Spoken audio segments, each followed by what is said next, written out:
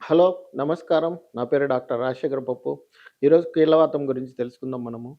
మనకి mainly problem ఏంటంటే కీళ్ళవాతంలో అది ఒక కారణం లేకుండా వస్తదనమాట. ఎందుకు అంటే అది మనకి జెనెటిక్ డిసీజ్ కాబట్టి. అది ఎక్కువగా ఫీమేల్స్‌లోనే ఎక్కువగా వస్తూ ఉంటుందిది.